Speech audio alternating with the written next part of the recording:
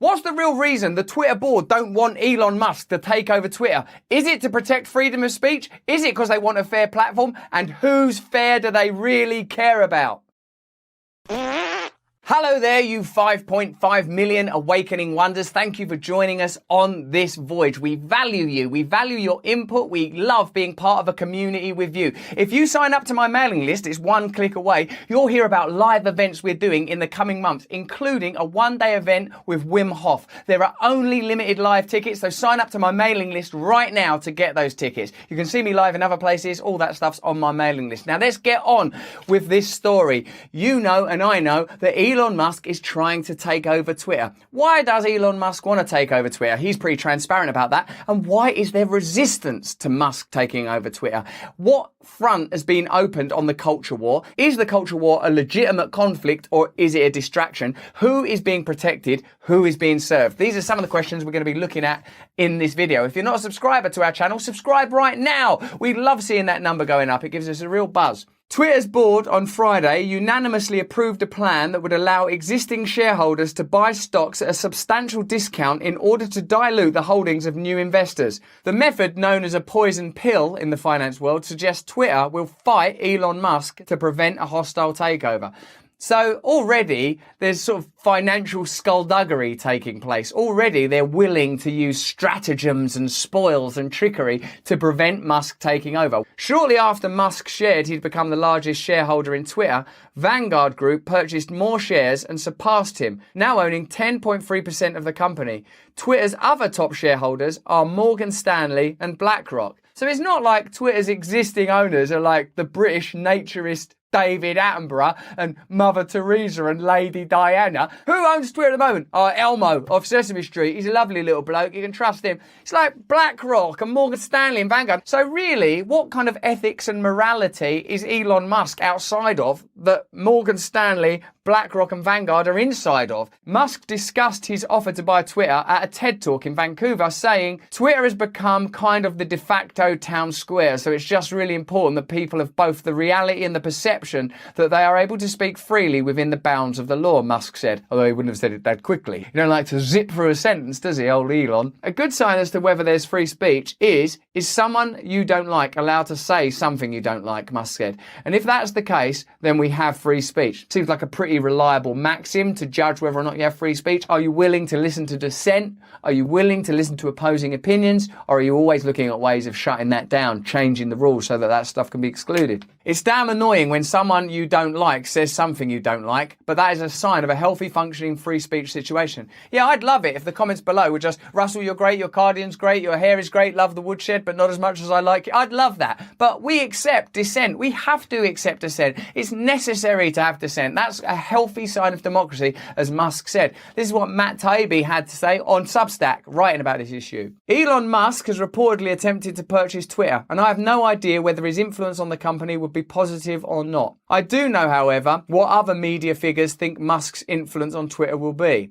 They think it will be bad, very bad. How none of them see what a self-own this is beyond me. After spending the last 6 years practically turgid with joy as other unaccountable billionaires tweaked the speech landscape in their favour, they're suddenly howling over the mere rumour that a less censorious fat cat might get to sit in one of the big chairs. A few of the more prominent Musk critics are claiming merely to be upset at the prospect of wealthy individuals controlling speech. Now, if that were the reason, if that is the reason, then that would be a universal principle that you would apply to anybody that potentially owns Twitter or other social media platforms. As more than one person has pointed out, this is a bizarre thing to be worrying about all of a sudden, since it's been the absolute reality in America for a while. Probably the funniest effort along those lines was this passage.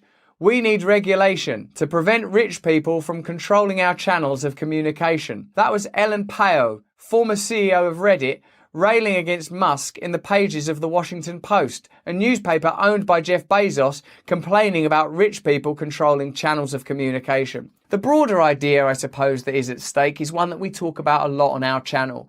A lack of true values and principles. Absolute values, kindness, service, community, free speech. Some of the things that are in the American Constitution that are there as kind of a timeless framework within which a healthy democracy might grow.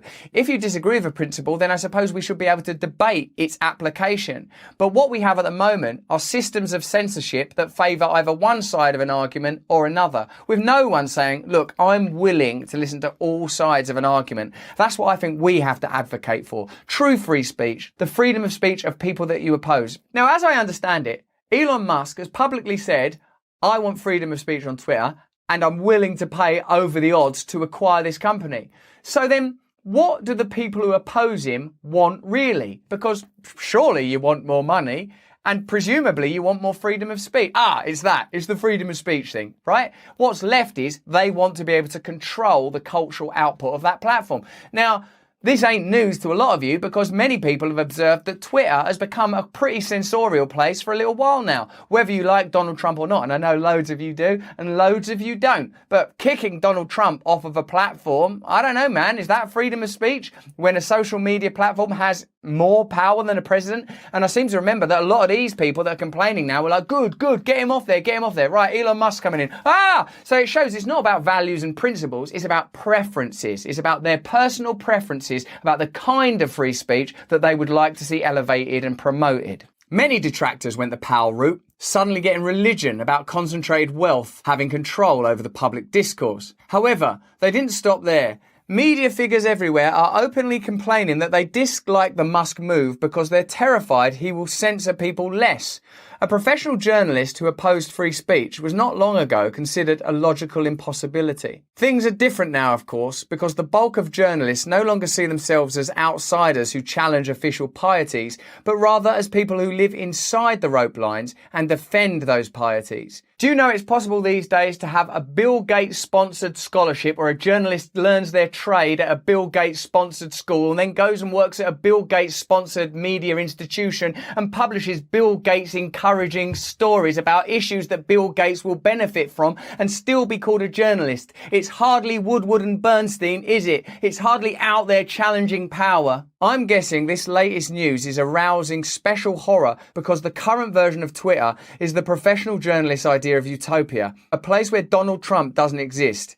Everyone with unorthodox thoughts is warning labelled. Age-restricted content seems to be a popular recent scam. And the current thing is constantly hyped to the moronic max. Matt Taibbi talked about this when he came on our podcast, Under the Skin. He said that journalists and reporters used to be allied with the ordinary population. They used to regard themselves as outsiders, dissenting, throwing rocks at the establishment, inquiring and questioning. Now, as Taibbi points out here again, journalists are on the inside, protecting the establishment, protecting the system. What does that tell you has happened to the media? What does that tell you has happened to the profession of journalism? To me, it suggests that journalism has become the propaganda wing of the corporate state machine, expressing, espousing, promoting opinions that are beneficial to establishment power, never promoting dissent. Today, the dissent may not please you. Tomorrow, it might be your dissent that's being shut down. So please don't see this in terms of, well, I feel this way about the pandemic or Ukraine or about this, that or the other, what he calls the current thing. And I know a lot of people use that phrase. Think instead about the principle,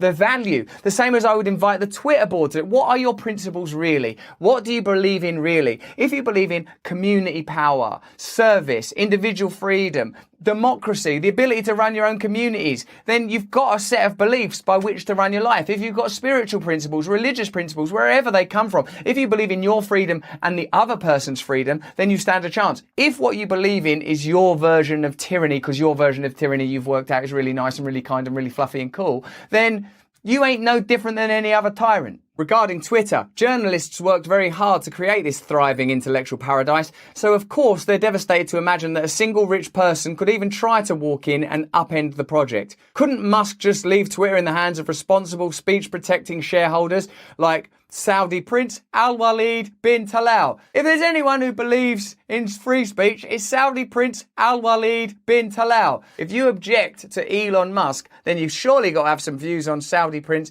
Al-Walid bin Talal, particularly on the basis of free speech. It's become increasingly clear over the last 6 years that these people want it both ways. They don't want to break up the surveillance capitalism model or come up with a transparent, consistent, legalistic, fair framework for dealing with troublesome online speech. No, they actually want tech companies to remain giant black box monopolies with opaque moderation systems so they can direct the speech policing power of those companies to desired political ends. Well, there you go. There it is in a sentence. An authoritarian framework already exists in the speech world, just with different billionaires at the helm. So it's not the principle of billionaires, it's their billionaires. When I first started to cover the content moderation phenomenon back in 2018, I was repeatedly told by colleagues I was worrying over trivialities, that there couldn't possibly be any negative fallout to coordinated backroom deals to deplatform the likes of Alex Jones, or to the Senate demanding Facebook, Twitter and Google start zapping more Russian disinformation accounts.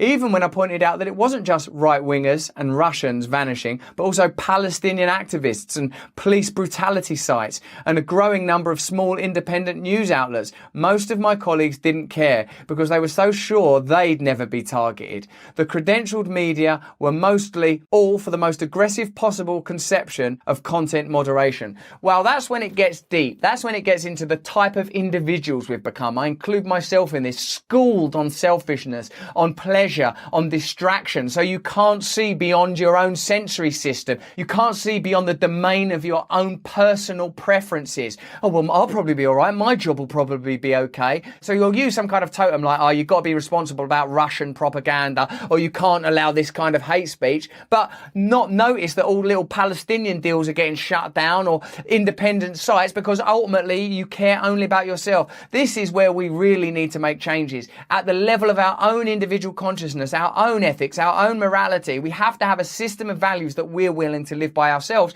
Otherwise, we're participants in this kind of self-centered world of myopic self-interest. It was beyond obvious that self-described progressives would eventually regret hounding people like Mark Zuckerberg to start getting into the editorial business, and that pushing Silicon Valley to take a bigger interest in controlling speech was flirting with disaster. Of course, they would someday wake up to find these companies owned by people less sympathetic to their niche political snobbery and be horrified and wish they'd never urged virtually unregulated tech oligopolies to start meddling in the speech soup. This is why we need principles that are immutable, principles that are reliable. Then you'll know how to approach the subject of war. Then you'll know how to approach the subject of regulation and legislation in a pandemic. Then you'll know about surveillance and free speech, kindness, fairness, other people's free speech, community, democracy, manageable power, access to power. If all you think about is, am I okay? Oh yeah, I'm still okay. Those people have been executed, but I'm okay. Am I still okay? If that's all you care about, you have nothing except your own pleasure, your own inner evolution, your own evolved systems of self-reward to guide you. Now here we are. To all those people who are flipping out and shuddering over the possibilities, CNBC, if he owns the whole place, the orange man is probably going to be back. Remember that you didn't mind when other unaccountable tycoons started down this road. You cheered it on, in fact, and backlash from someone with different political opinions and real money was 100% predictable. This is the system you asked for. Buy the ticket, take the ride. Well, there you go. Matt Taibbi there has laid it all out pretty plainly for you. Me, personally, Elon Musk seems like an interesting, fascinating character. He said things I agree with, he said things I disagree with. You know, if you watch this channel regularly, and I suggest that you do, that I have complex and evolving opinions on the nature of wealth and power, that I would like to see real democracy enter as many spheres and as many lives as possible. But it's difficult, isn't it, to disagree with what Matt Taibbi has said there, that all we're talking about is preferences over particular billionaires with particular opinions. And what I'd like to add to it is, if you as an individual, as you as a member of a community have no real values other than your own self-interest, then you will be blown around by real power, because real power, they have an agenda, they have opinions, they have prerequisite outcomes. So I guess it's time for us to try and connect with something eternal. But that's just what I think. Let me know what you think in the comments below. If you enjoyed this video, have a look at this one or this one. If you want to come and see me for a day live with Wim Hof, register your interest by signing up to my mailing list. It's one click away right there. More important than any of this, though, is of course that you please stay free.